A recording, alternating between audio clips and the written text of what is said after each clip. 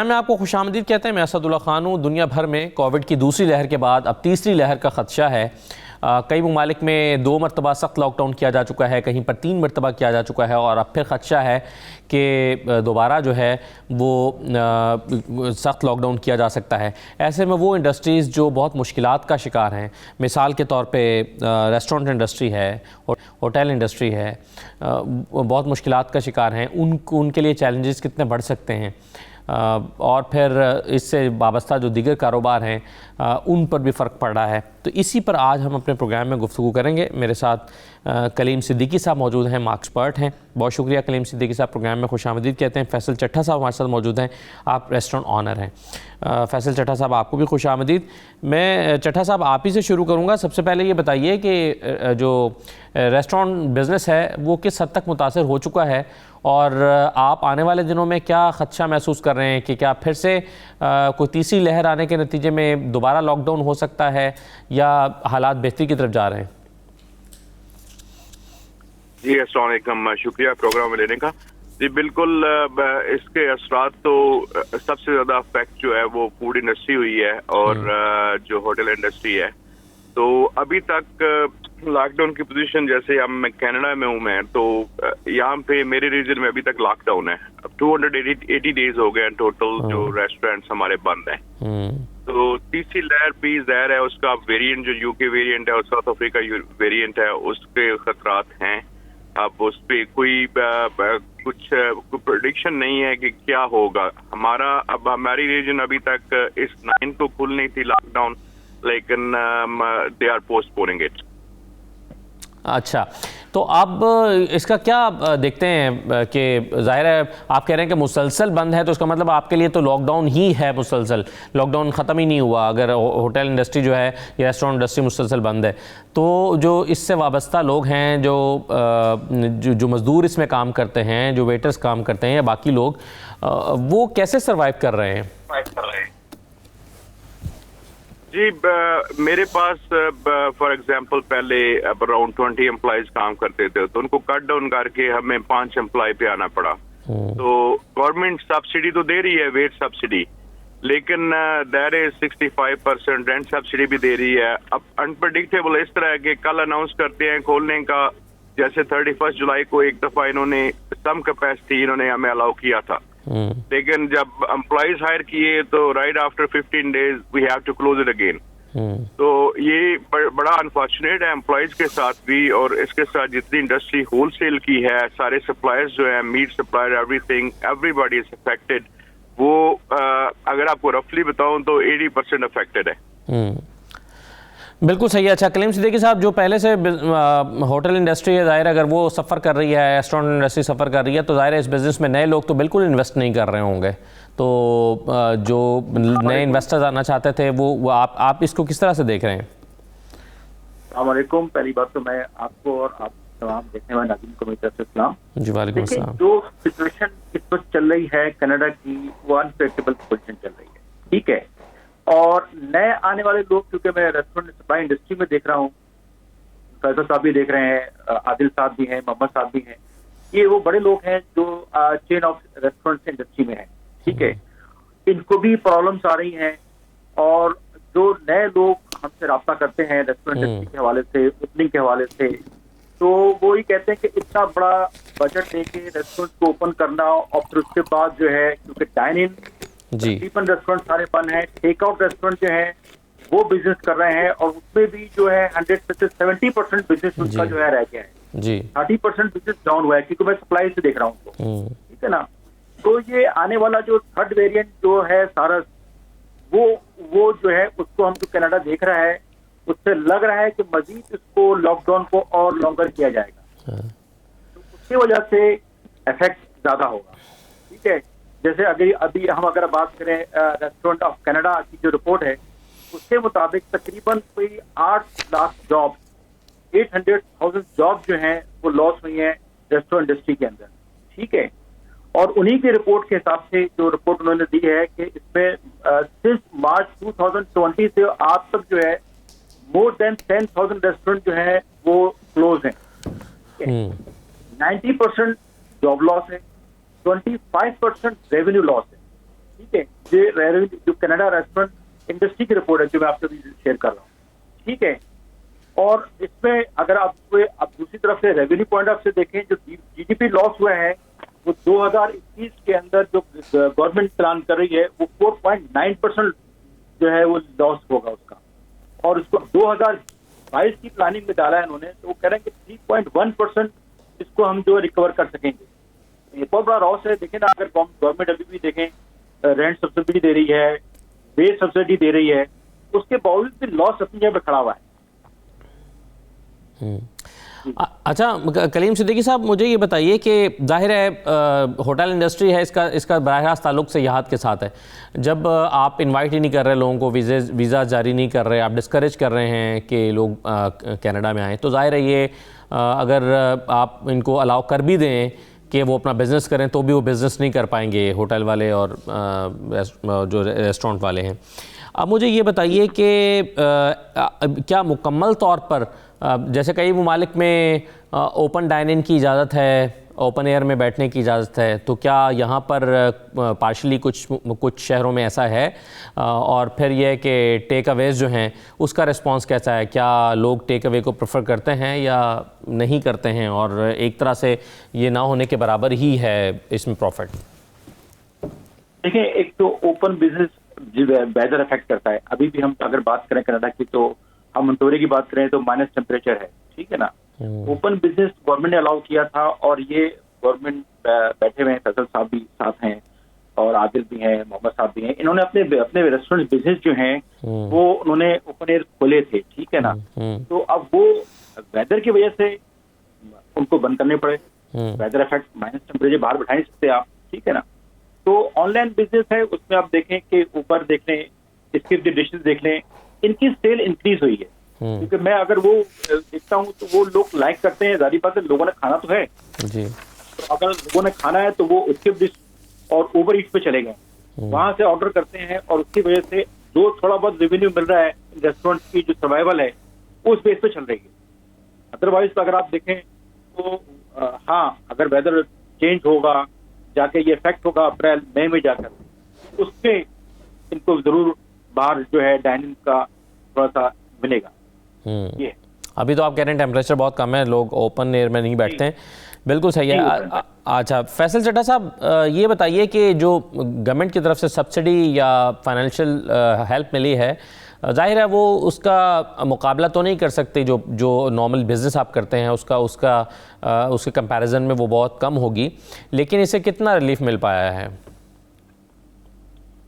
जी देखें, इससे सबसे पहले वेज सब्सिडी जो है वो अराउंड 65 to 70% आ जाती है रेवेन्यू पे। अब रेंट की जो है, जैसे मैं अभी लॉकडाउन में हूँ, तो लॉकडाउन को 90% रेंट सब्सिडी मिलती है एक्सक्लूडिंग HST। तो फिर भी HST और आप समझ लें कि टोटल फिर भी अराउंड 20% वी हैव टू पे फ्रॉम आवर ओन पॉकेट। जब टेक आउट की बात कर रहे थे कलीम भाई, तो एक टेक आउट रेस्टोरेंट है, एक डाइन इन है। Dine in is never built for take out जी, तो उसका कॉन्सेप्ट एक डिफरेंट होता है। तो टेक आउट पे भी इवन देख लें 50% इफेक्ट हुआ है, तो डाइन इन पे कितना इफेक्ट होगा।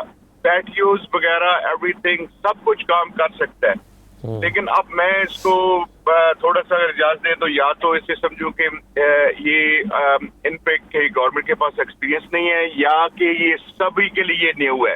दे are doing well no doubt, जो उनकी ज्यूरिडिक्शन है, लेकिन मिस प्लानिंग है। अब एग्जाम्पल के तौर पे अभी एक रीजन खोल देना, स्ट्रीट के दूसरी तरफ है नहीं है। कंजेशन को अगर कंट्रोल नहीं करेंगे, प्रॉपरली नहीं खोलेंगे, टाइम आप बढ़ाएंगे नहीं, वो टाइम स्क्वीज कर रहे हैं। ये छोटी छोटी चीजें हैं, छोटे छोटे पॉइंट हैं जो कि बिजनेस में छोटा छोटा बूम ला सकते हैं, उनका रेवेन्यू वापस ला सकते हैं अगर प्लानिंग सही की जाए।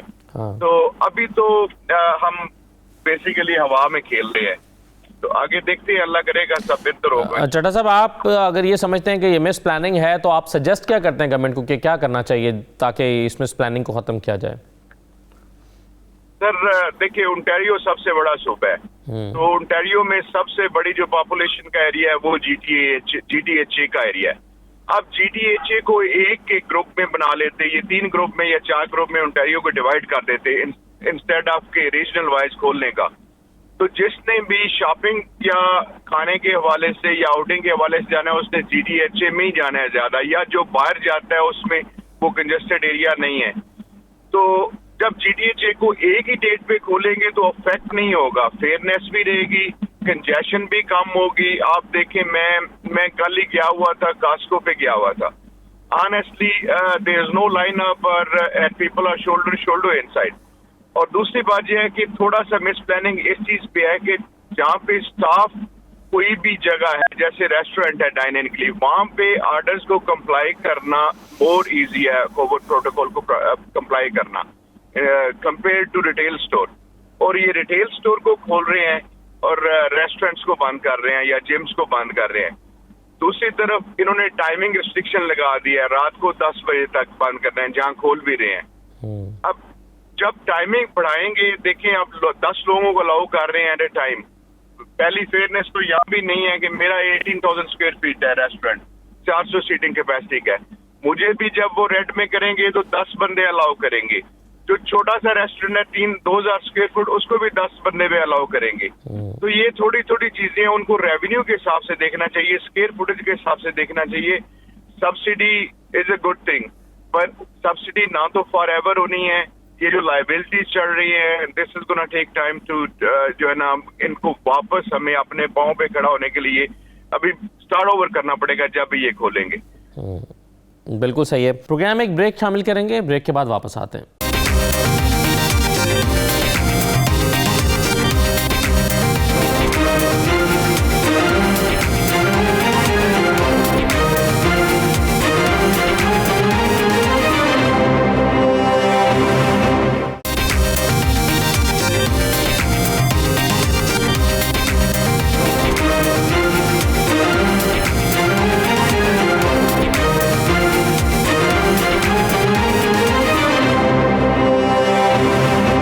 प्रोग्राम में दोबारा खुश आमदीद। मुझे ये बताइएगा कलीम साहब कि आप क्या बता सकते हैं कि ओवरऑल कितने अंदाज़न या कोई फिगर मौजूद हो कि कितने ओवरसीज़ पाकिस्तानी जो हैं वो इस बिज़नेस से वाबस्ता हैं और मुतासर हुए हैं, और इस दौरान में पिछले 1 साल में क्या वो कुछ लोग ऑल्टरनेट बिज़नेस पे शिफ्ट हुए हैं क्या, कि जिस जो अलाउड है इस दौरान में?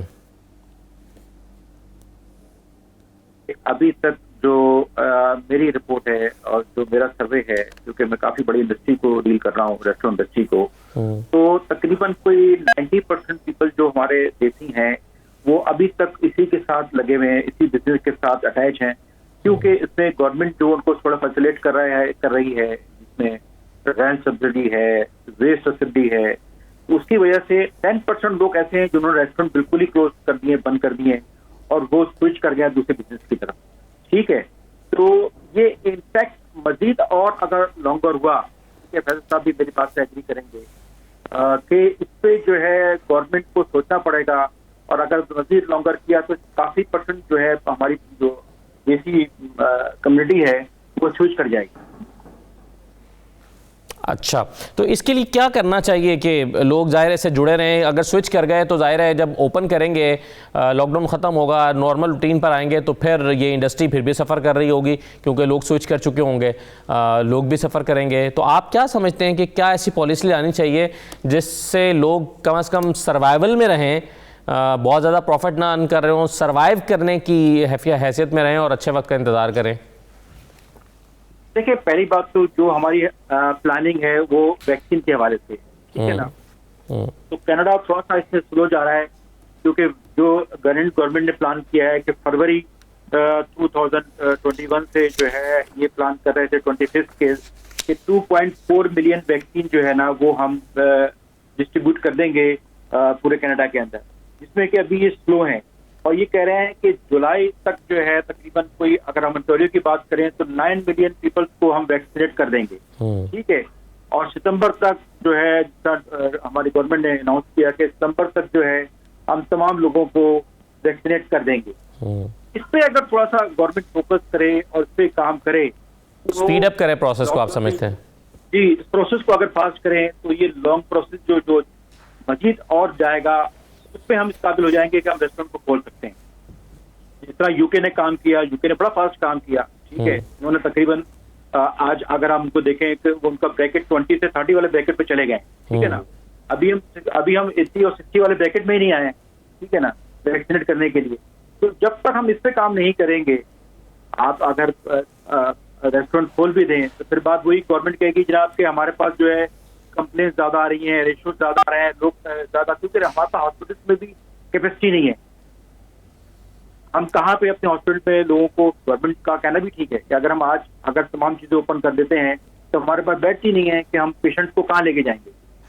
कल भी मेरी बात हो रही थी बैठ के, हमारे एक दोस्त हैं, उनकी वाइफ डॉक्टर्स हैं, ये ब्रह्मी हॉस्पिटल में होती हैं, तो वो कह रहे हैं कि अभी भी इतने केसेस आ रहे हैं कि हमारे पास इमरजेंसीज में प्रॉब्लम्स आ रही है कि हम जो है बेड्स इतने वापस नहीं है कि जो हम आगे लोगों को कर सकें। गवर्नमेंट भी इस चीज को फोकस कर रही है और देख रही है कि अगर हम आज ओपन करते हैं और कल को केसेस तेजी से जैसे बढ़ रहे हैं, अभी बढ़ रहे हैं, यूके वेरिएंट जो सारस है उसके केसेस जो है डेली बेसिस पे बढ़ रहे हैं, ठीक है। तो गवर्नमेंट कह रही है कि अगर हमने इसको ओपन कर दिया और ये केसेस बढ़ गए तो हमको कहाँ संभालेंगे, कहाँ वो करेंगे। तो उसका जो सोल्यूशन है वो सिर्फ यही है कि वैक्सीनेट किया जाए, और वैक्सीनेट जितना फास्ट आप कर सकते हैं, जितना तेजी से वैक्सीनेट कर सकते हैं, उतने ज्यादा चांसेस है आपको बिजनेस को ओपन करने। खाली रेस्टोरेंट नहीं है, और बिजनेस इफेक्ट है, उन बिजनेस को भी जो है सर्वाइवल के लिए टाइम चाहिए। तो जब आप इसको ओपन करेंगे ही तो लोग बिजनेस स्टार्ट होंगे सारे, मेरी राय तो ये है। सही है। अच्छा, एक तरफ तो आप वैक्सीनेशन की बात कर रहे हैं कि गवर्नमेंट को जल्दी करना चाहिए फैसल चड्ढा साहब, दूसरी तरफ हम देखते हैं यूके में भी इस तरह का ट्रेंड रहा है और यहाँ कनाडा में भी सुनने में आया कि ख़ास तौर पर जो एशियन कम्युनिटी है वो कतराती है वैक्सीन लगवाने से, और वो उन जो कॉन्स्पिरेसी थेरीज़ हैं उस पर बिलीव करते हैं कि जी इसके साइड इफ़ेक्ट्स हैं, इसके नुकसानात हैं, इससे आप जो है वो फोर्सफुली फैमिली प्लानिंग को कंट्रोल कर रहे हैं। तो इस तरह की वजूहात पर यकीन करते हुए एशियन कम्युनिटी कतराती है।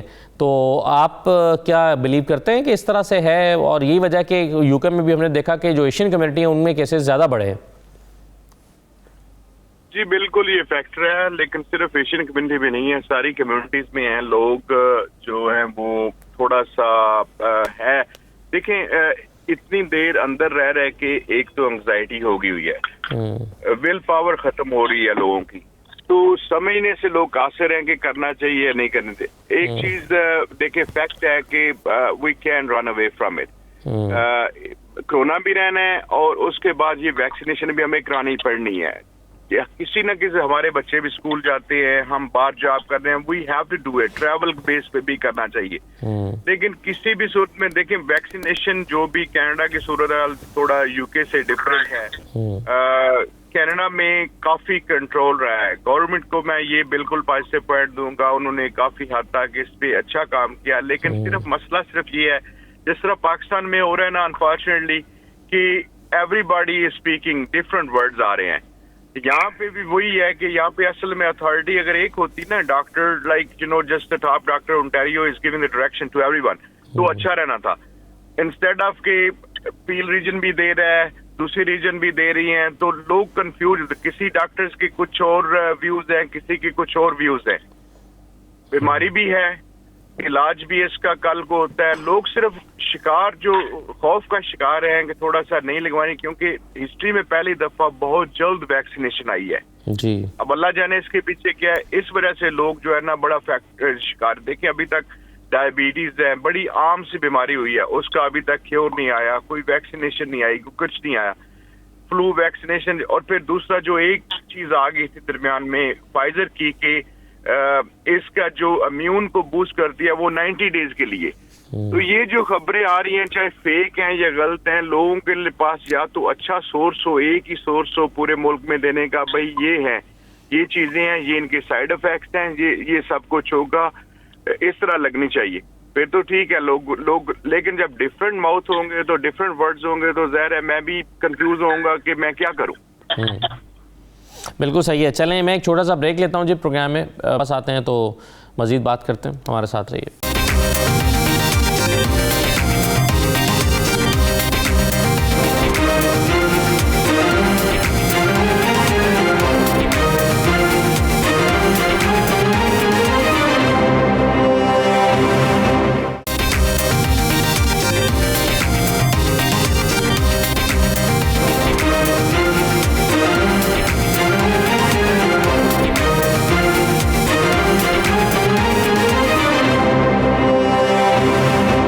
दोबारा आपको खुशामदीद कहते हैं। अच्छा फैसल चड्ढा साहब, आप ही से मैं शुरू करता हूं और फिर मैं कलीम साहब से भी राय लेता हूं। आपके ख्याल में अब हम अगर कंक्लूड करें तो मुझे ये बताइए कि आप क्या सजेस्ट करना चाहेंगे गवर्नमेंट को कि वो होटल इंडस्ट्री को बचाने के लिए, रेस्टोरेंट इंडस्ट्री को बचाने के लिए क्या स्टेप ले, उसे क्या करना चाहिए?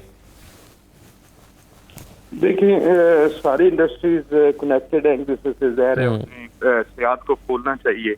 उसमें चाहे ये वॉलंटियर करें या ट्रैवल सेक्टर पे, उसमें उस चीज में एक ये ग्रुपिंग कर देंगे वैक्सीनेशन की और थोड़ा सा लोगों का खौफ उतारे। अब और क्वारंटाइन को अब तो फास्ट रैपिड जो टेस्ट है वो भी आ गए हुए हैं, तो थोड़ा क्वारंटाइन को खत्म करें, थोड़ा इसका जो है टेन्योर कम करें। जैसे अबू धाबी ने थोड़ा सा किया हुआ है, 6-7 दिन का रहेगा 2 दफा टेस्ट करने के बाद। तो इस तरह की चीजें ये करनी पड़ेगी। फिर इनको होटल और रेस्टोरेंट इंडस्ट्री मेन जो हुए हैं, जो सबूताज हुए हैं, इनके साथ बैठना पड़ेगा। उसके लिए तो आपको टूरिज्म भी अलाउ करना पड़ेगी कि लोग बाहर से आएँ, ज़ाहिर है तभी तो होटल चलेगा, वरना अगर आप होटल खोल भी देंगे तो डोमेस्टिक टूरिज्म तो शायद होगी तो ज़रूर, लेकिन वो शायद उतना इम्पैक्ट क्रिएट ना कर सके। जी बिल्कुल आपकी बात 100% दुरुस्त है, लेकिन पहले तो जो लोकल एंग्जाइटी है उसका हल देखना चाहिए। उसके बाद दूसरा, अगर इवन डोमेस्टिक भी कनाडा में अभी खोल देंगे, उससे थोड़ा बहुत फर्क जो है 25 से 30% का फर्क पड़ जाएगा। तो इन सारी चीजों को इनको पॉइंट टू पॉइंट जो ना कैटेगरीज इनको चेंज करनी पड़ेगी। जो रीजनल अप्रोच है उसको खत्म करना पड़ेगा, इसको प्रोविजनल अप्रोच पे, फिर कंट्री अप्रोच पे लेके जाना पड़ेगा, तब जाके ये हाल हो। सही है। अच्छा कलीम सिद्दीकी साहब, आप लेकिन आप अभी खदशे का इज़हार भी कर रहे थे, गवर्नमेंट के जहन में भी है कि अगर वो डोमेस्टिक टूरिज्म को खोल देते हैं, होटल को अलाउ कर देते हैं और कोरोना फैलने लगता है तो फिर वो उसको कैसे करेंगे? फिर भी गवर्नमेंट ही की जिम्मेदारी होगी उसको कंट्रोल करना। सारा जो बर्डन है वो हॉस्पिटल्स पे चला जाएगा, तो वो बात भी ज़ाहिर है हुकूमत के पेश नज़र है कि हम उसके मुताबिल नहीं हो सकते। जी बिल्कुल, देखिए ना कि हम जिस तमाम इफेक्ट्स को देख के गवर्नमेंट फैसले करती है और गवर्नमेंट ये देखती है कि देखें गवर्नमेंट पे सबसे ज्यादा प्रेशर अगर देखा जाए तो गवर्नमेंट पे है। आप देखें गवर्नमेंट सब्सिडी दे रही है, ठीक है, गवर्नमेंट का बहुत बड़ा रोल है कि सब्सिडीज दे रही है ताकि बिजनेस को सर्वाइव कर सके, रिवेल कर सके। और इस एंड में गवर्नमेंट का ये भी प्रेशर है, खाली रेस्टोरेंट इंडस्ट्रीज में नहीं और बिजनेसेस का भी प्रेशर है कि उसको ओपन किया जाए, ठीक है। और ट्रेवल्स का भी बड़ा प्रेशर है कि जी हमें जो है ट्रेवल रिस्ट्रिक्शंस हटाई जाए, ठीक है ना। मगर गवर्नमेंट ये देखती है कि क्या हमारे पास वो फैसिलिटीज है कि अगर केसेस बढ़ते हैं, जैसे चड्ढा साहब ने आपके सामने कहा कि गवर्नमेंट की अच्छी पॉलिसीज थी कि अगर आप कंपेयर करें यूके को और कनाडा को, तो कनाडा की पॉलिसीज ने आज इतने केसेस इतने तेजी से नहीं इंक्रीज हुए जिस तरह से यूके में हुए, जिस तरह से और कंट्रीज में हुए, ठीक है ना। तो गवर्नमेंट उन तमाम पॉलिसीज को देखते हुए पॉलिसीज बनाती है कि हमें अपनी आवाम को भी देखना है, हमने तमाम चीजों को भी देखना है और उसको लेके भी चलना है। अगर गवर्नमेंट ये स्टेप्स नहीं ले, ठीक है ना, तो वो केसेस तो बिल्कुल, क्योंकि वेरिएंट तो मौजूद है, ठीक है ना, और जो यूके वेरिएंट आया है वो और ज्यादा डेंजरस वेरिएंट आया है, ठीक है, और वो केसेस ज्यादा तेजी से बढ़ भी रहे हैं। तो इन तमाम एस्पेक्ट को गवर्नमेंट तो हमसे ज्यादा देख के चलती है, स्टेप लेती है और वो स्टेप सारे प्लान करके चलती है। देखे ना अभी अगर आप देखें इकोनॉमिकल सेक्टर जो है वो भी बहुत बड़ा डेंट देखा जाए पड़ रहा है और वो मजीद पड़ेगा। और गवर्नमेंट 2022 की प्लानिंग कर रही है, ठीक है ना। गवर्नमेंट को शायद कुछ टैक्सेस भी लगाने पड़े, क्योंकि आप जारी बात है जितना आप पैसा लोगों को डिस्ट्रीब्यूट कर रहे हैं उसको रिकवर कहाँ से करेंगे, ठीक है ना। अल्टीमेटली तो पब्लिक के ऊपर आएगा बर्डन, पब्लिक के ऊपर बर्डन आएगा ना। तो प्लान सारा वैसे गवर्नमेंट प्लान उसको भी कर रही है। ये तमाम सेक्टर्स हैं, तमाम हम देख रहे हैं, समझ रहे हैं, ठीक है ना। अच्छा कलीम सिद्दीकी साहब, ये बताइए कि आपके ख्याल में सबसे ज्यादा जो मुतासिर हुए हैं बिजनेस वो कौन से हुए हैं कोविड के दौरान में? जी देखिए, मैं अगर बात करूं, यहाँ बड़े बड़े जो हमारे पास प्लाजा ओनर्स हैं, जैसे कि यूकेन है, स्मार्ट सेंटर्स है, गल्फ सेंटर्स हैं, ठीक है, उनके प्लाजा में जो मैंने थोड़ा सा सर्वे किया मार्केट का, उनके बड़े बड़े आउटलेट खाली हो रहे हैं, ठीक है। खाली इस तरह से हो रहे हैं कि उसमें काफी कटलरी वाले, क्रॉकरी वाले, गारमेंट इंडस्ट्रीज, उन तमाम आउटलेट टोटल क्लोज हो गए, बंद हो गए। जी। उन्होंने अपना पूरा बिजनेस वाइंड अप कर दिया है, ठीक है। और वो बिजनेस वाइंड अप करने से वो लॉसेस तो अपनी जगह पे है। और जो प्लाजा वाले, कल भी मेरी जो है यूक्रेन जो है उनके मैनेजर से बात हो रही थी, तो वही कह रहे थे कि हम देख रहे हैं कि हम कहाँ खड़े हैं, ठीक है ना। आप तो आज बात कर रहे हैं रेस्टोरेंट इंडस्ट्री की बात कर रहे हैं, आप दूसरे इंडस्ट्रीज की बात कर रहे हैं। आज हमें तो हमारी तरफ भी देखें कि जो हमें रेंट मिलना चाहिए था हमारे रेंट नहीं में मिल रहा। दूसरा, हमारे पास जो लोग खाली करके जा रहे हैं आउटलेट्स हमारे, ठीक है ना, उनकी जगह पे आप वापस लोग नहीं आ रहे।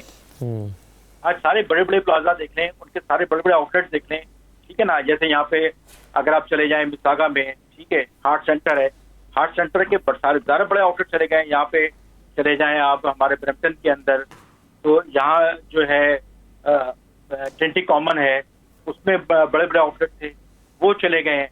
इस तरह से आप स्टारबोर्ड चले जाएं, इस तरह से आप मिसागा में जो है। तो इस तरह देखा जाए बिजनेस का इफेक्ट तमाम एंगल से, तमाम एरियाज में, तमाम जगह पे हो रहा है। खाली रेस्टोरेंट इंडस्ट्री नहीं है, हर एरिया में हो रहा है। जहाँ बेसिकली तो बहुत सारे बिजनेस जो हैं वो आपस में इंटरकनेक्टेड हैं, वो जुड़े हुए हैं एक दूसरे के साथ। एक मुतासर होगा तो उससे शायद 10 बिजनेस और मुतासर होंगे। जैसे अगर फर्ज करें कंस्ट्रक्शन नहीं हो रही है तो वो 40 इंडस्ट्रियाँ मुतासर हो जाएंगी। जी, अब देखें जैसे होम डिपो है, कनाडा टायर्स हैं, ये जो है ये कंस्ट्रक्शन सप्लाई के बिजनेस है, ठीक है।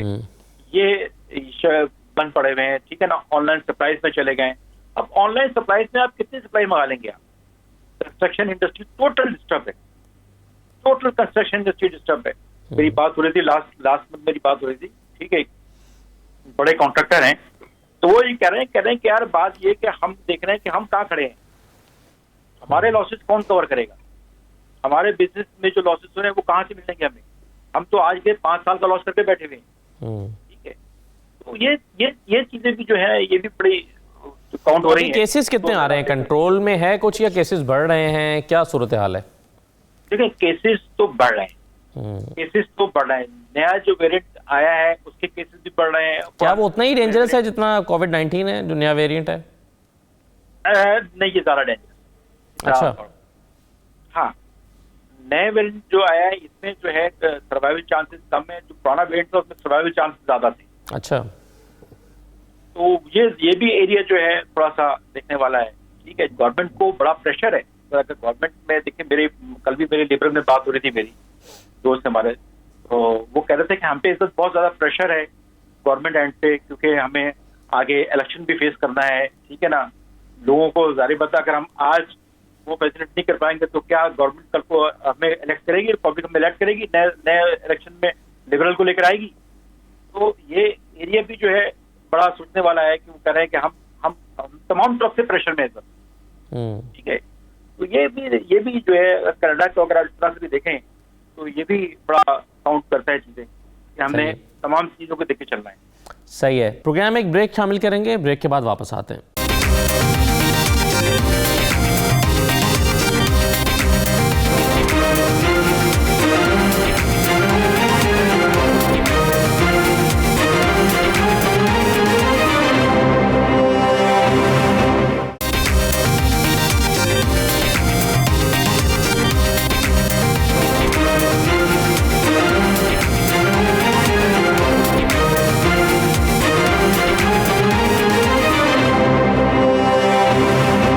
प्रोग्राम में दोबारा खुश आमदीद। अच्छा चड्ढा साहब, अभी ये बताइए कि गवर्नमेंट ने कंपनसेशन किस तरह से दी है आपकी इंडस्ट्री को? क्या बिज़नेस के वॉल्यूम के हिसाब से दी है, पर हेड के हिसाब से दी है, पर बिज़नेस के पॉइंट ऑफ व्यू से दी है? अगर मैं कैनेडियन डॉलर्स की बात करूं तो क्या कोई फिक्स अमाउंट है? किस तरह से कंपनसेशन हुई है पिछले 1 साल में? फिक्स अमाउंट नहीं है ये। पहले तो वेज सब्सिडी है वो पहले 75% थी, अब 65% है। जो भी पेरोल बनेगी उसमें उस हिसाब से प्लस रेवेन्यू भी काउंट होता है कि आपका 50% से डाउन होना चाहिए रेवेन्यू। इसी तरह रेंट सब्सिडी है, रेंट का भी वही रफली आप अगर करें तो तकरीबन 60% मिलता है हमें जी। उसके अलावा कुछ ग्रांट दी थी इन्होंने, बोला था गवर्नमेंट ने, प्रोविजनल गवर्नमेंट ने, लेकिन अब तकरीबन 6, 7, 8 वीक हो गए हैं, लोगों को कोई उसका रिस्पांस नहीं अभी तक मिला, हालांकि उन्होंने अनाउंस किया था ASAP का। उसके अलावा छोटी छोटी रिबेट्स हैं, हाइड्रो की होगी, दूसरी होगी।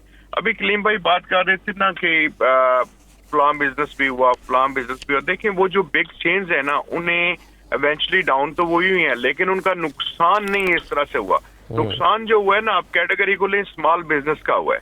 स्मॉल बिजनेस देखें, उसका ये होता है, एक तो वो बैकबोन है इसकी कंट्री की। दूसरी बात यह है कि उसमें मेन जो फाइनेंसेस होते हैं वो बंदों के खुद के होते हैं, ना कि लोनिंग वगैरह होती है। तो इस वजह से उनके लिए सर्वाइवल, फिर उनका वॉल्यूम कम होता है, उनको स्पोर्ट्स दूसरी कम होती है, उनकी पेरोल की दूसरी जो डिडक्शन उस दूसरे हिसाब से होती है। तो ये सारी चीजें जो है ना वो फिर जब एक डोर क्लोज हो जाए ना जी, मेरा 280 दिन से अगर क्लोज है जी, मैंने मजबूरी में टेक आउट खोला हुआ है, अगर मैं वो भी बंद कर दूं ना तो I am out of market. तो ये सारी चीजें जो स्मॉल बिजनेस है ना, उस स्मॉल बिजनेस को बहुत ज्यादा फर्क पड़ा है। स्टारबक्स ने पहले भी अनाउंस किया था वो बंद हो रही थी, सेकंड कप ने पहले भी अनाउंस किया था वो कुछ बंद हो रही थी। उनकी फ्रेंचाइजेस एक जगह से दूसरी जगह पे सेटल हो रही है। इनको डेफिनेटली जो स्मॉल बिजनेस का जो है ना हाथ पकड़ना चाहिए, क्योंकि प्लाजे और फिर लैंडलॉर्ड जो है ना, लैंडलॉर्ड का बहुत रोल है। जैसे अभी ये कह रहे थे स्मार्ट सेंटर में वो दुकानें खाली हो रही हैं ये। अब मेरे प्लाजे में हालांकि माल है, सिर्फ एक फॉर लीज लगा है। ये लैंडलॉर्ड पे बड़ा डिपेंड करता है। लैंडलॉर्ड उनको भी नजर आ रहा है भाई हमारा कल खाली होने के बजाय वी गेटिंग 75%। जी तो ये तो मिलजुल के काम करने वाली बात है। सही बात है। वकास गोंदल साहब मेरे साथ मौजूद हैं, बिजनेसमैन हैं, उनसे भी जरा राय लेते हैं। वकास गोंदल साहब, स्मॉल बिजनेस की बात हो रही है कि वो सबसे ज़्यादा सफ़र कर रहा है। स्मॉल बिजनेस को सपोर्ट करने के लिए या बचाने के लिए आप क्या समझते हैं, आप क्या तजावीज़ देते हैं, गवर्नमेंट को क्या करना चाहिए? जी बहुत शुक्रिया। देखें, बहुत सारी जो चीज़ें हैं गवर्नमेंट ने अपने लेवल पर की हैं शुरू में, क्योंकि पहले भी हमने जैसे बात की आपके पिछले प्रोग्राम में कि इस तरह की कोई चीज़, कोई प्रेसिडेंट सेट नहीं थी गवर्नमेंट के लिए। तो ट्रायल एंड एरर का जो प्रोसेस था वही चल रहा था कि क्या किया जाए, और डिफरेंट चीज़ें ट्राई की। उन्होंने वेज सब्सिडी दी, रेंटल सब्सिडी दी। अब उन चीज़ों के कुछ फायदे भी हैं, कुछ नुकसानात भी होते हैं। अब जहाँ तक वेज सब्सिडी की बात है, रेंटल सब्सिडी तो बहुत अच्छी बात है, क्योंकि आपने स्मॉल बिजनेस को सपोर्ट करना है। और जैसे फैसल चड्ढा साहब ने कहा कि लैंडलॉर्ड पे डिपेंड करता है, लैंडलॉर्ड कितना कॉपरेट कर रहा है। काफी सारे लैंडलॉर्ड कॉपरेट कर रहे हैं, लेकिन उसमें गवर्नमेंट को भी कुछ थोड़े से ऐसे लॉस प्रेजेंट करने चाहिए कि एविक्शन ना हो सके। अगर कोई लैंडलॉर्ड कॉपरेट नहीं करता है तो विदिन, जब तक ये कोविड चल रहा है, लॉकडाउन चल रहा है, तो उसकी एविक्शन नहीं होनी चाहिए।